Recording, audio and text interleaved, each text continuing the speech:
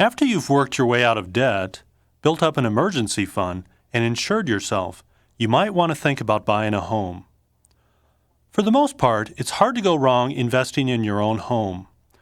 Residential real estate has shown annual returns of about 10% in the 1970s and early 1980s, although returns have cooled over the last 10 years.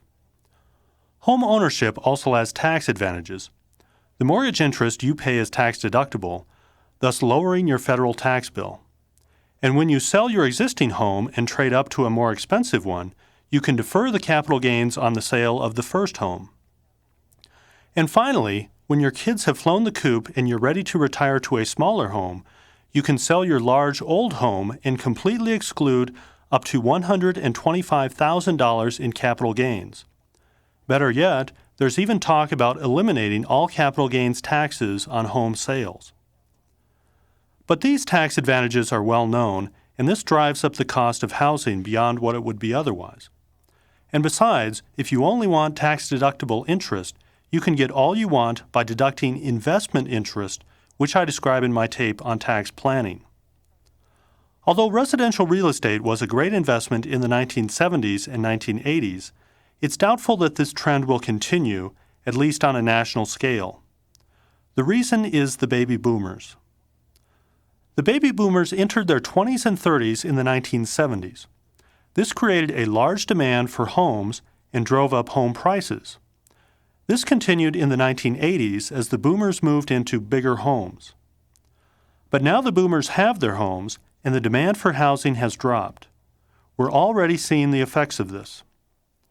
Housing prices in California and the Northeast already have come off their highs, and the country as a whole has seen housing prices appreciate only modestly in recent years.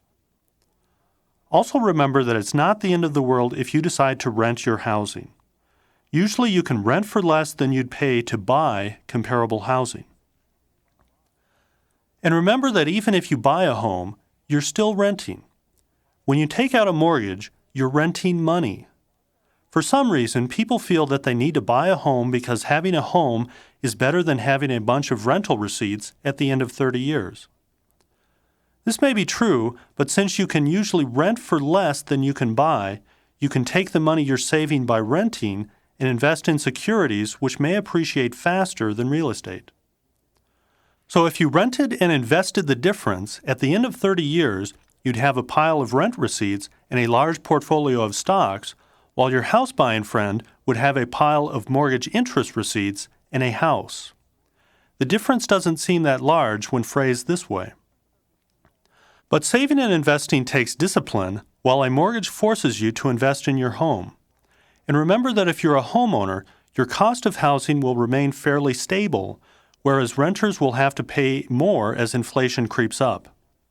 And even if you don't own a home for whatever reason, you should probably invest some money in real estate, perhaps through a real estate mutual fund.